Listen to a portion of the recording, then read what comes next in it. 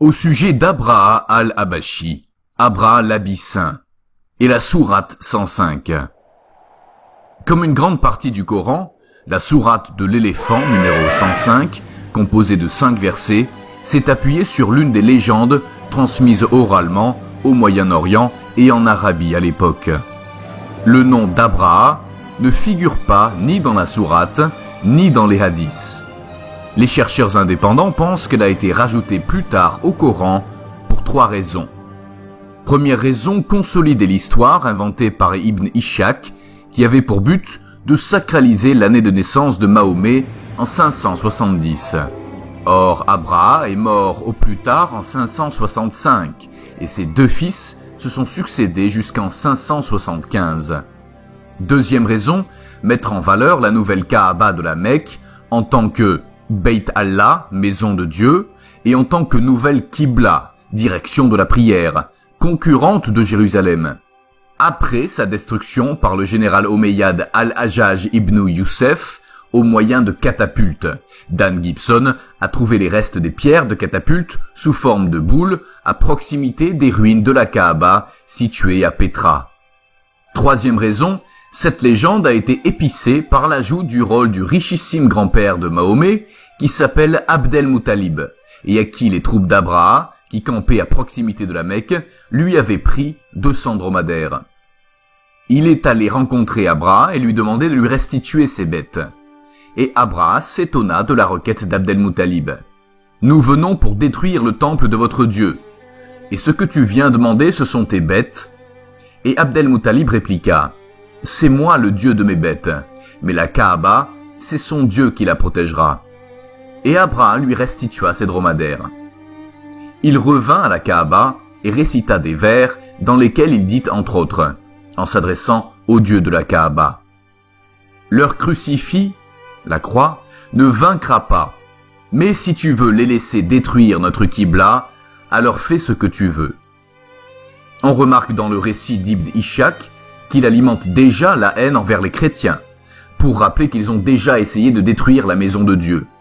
Et on remarque aussi que les vers mis sur la bouche d'Abdel-Muttalib bien plus tard par les scribes parlent de Qibla dans un supposé milieu idolâtre de Koreish. Il faut aussi considérer que le terme Qibla entrera dans le jargon islamique que bien des années plus tard.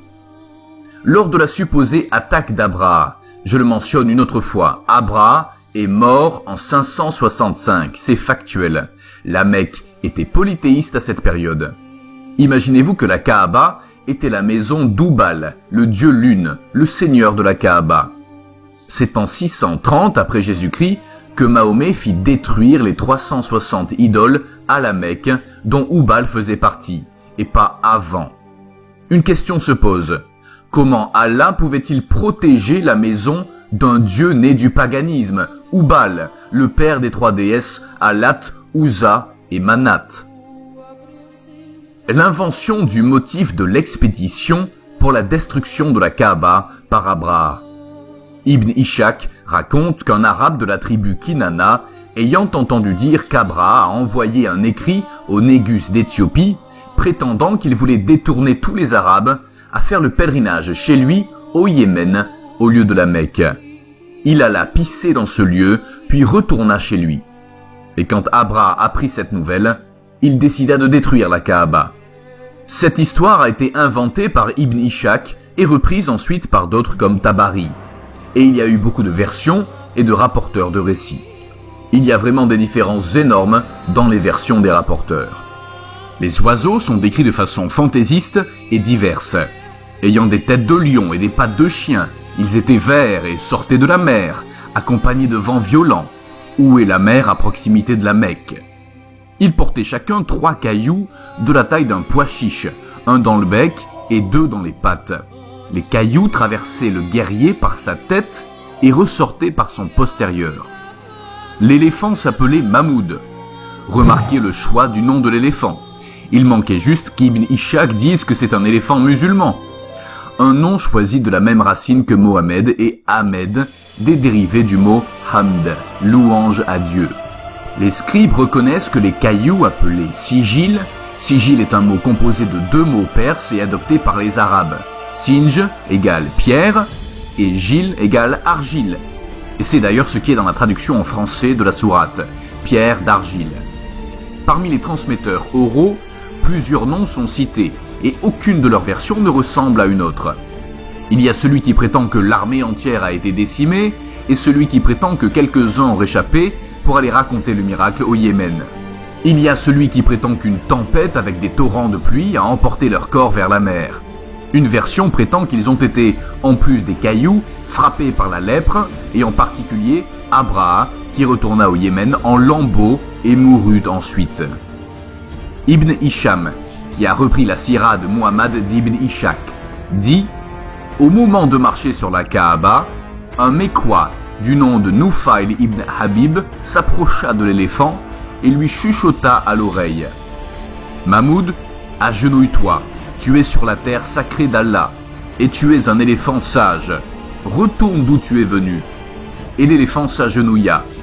Mais dès qu'on le dirige vers le Yémen, ou vers le Cham, c'est-à-dire la Syrie, il avance, et quand on le met en direction de la Mecque, il s'agenouille. L'histoire. Abraha a été cité par l'historien byzantin Procopius, Procope de Césarée, Césarée de Palestine, ainsi que ses relations avec l'empereur Justinien. Procope était un contemporain d'Abraha, mais dans ses écrits, il n'a jamais cité une expédition vers le désert de la Mecque. Aucune épidémie à l'époque dans cette région n'a été mentionnée par cet historien ni par d'autres. La Kaaba de la Mecque n'avait aucune importance, sauf probablement pour les Bédouins locaux. Elle ne représentait qu'une des 21 Kaabas dispersées en Arabie. Il y avait d'autres Kaabas non loin du Yémen, au sud de l'Arabie, dont celle de Najran. En plus de toutes les incohérences des récits qui penchent plutôt vers l'évolution d'une des légendes de l'époque, il y a des questions qui se posent sur la possibilité de déplacer un éléphant en plein désert, les motivations d'Abraha.